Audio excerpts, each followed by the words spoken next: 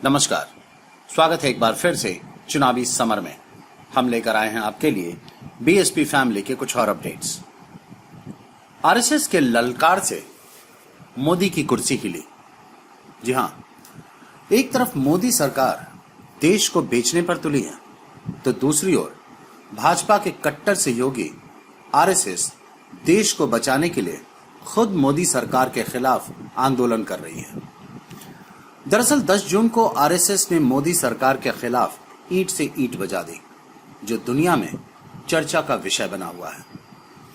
आपको बता दें कि आरएसएस की शाखा भारतीय मजदूर संघ ने केंद्र सरकार के उपक्रमों की निजीकरण की योजना के खिलाफ 10 जून को देशव्यापी विरोध प्रदर्शन किया और सरकार से अपनी नीतियों पर पुनर्विचार करने को कहा।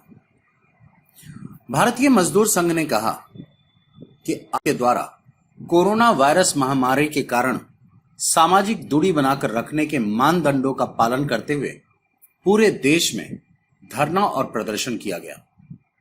आरएसएस ने कहा कि इस एक दिन के आंदोलन में बंदरगाहों, खनन, इस्पात, रेलवे और रक्षा, विमानन, दूरसंचार और बिजली जैसे विभिन्न क्षेत्रों से सदस्यों की अच्छी भागीदारी देखी गई।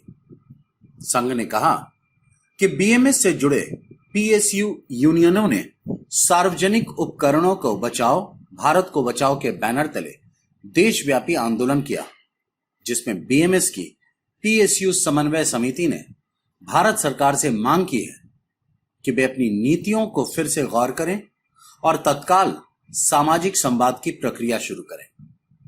संघ ने बताया कि देश के विभिन्न स्थानों से 600 से अधिक ज्ञापन प्रधानमंत्री को भेजे गए हैं कि सरकार देश को बेचने का इरादा छोड़ दे।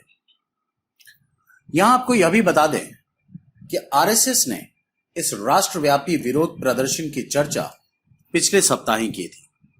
आरएसएस ने कहा था कि सरकार सार्वजनिक उपकरणों के निजीकरण को सही ठहराने की कोशिश कर रही है, क्योंकि उसे धन की आवश्यकता है, लेकिन राष्ट्रीय संपत्ति बेचने का उसे कोई नैतिक अधिकार नहीं है।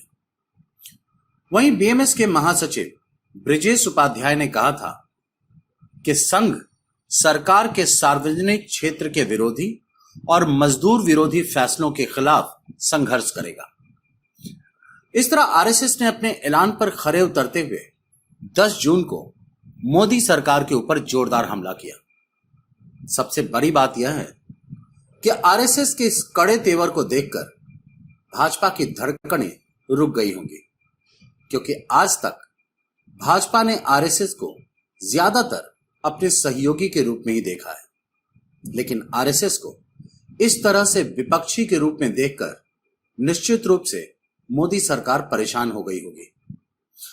उम्मीद है कि आरएसएस के इस कड़े तेवर को देखकर मोदी सरकार देश बेचने का अपना इरादा त्याग दे, वरना देश की सड़कों पर इससे भी बड़ा आंदोलन देखने को मिल सकता है।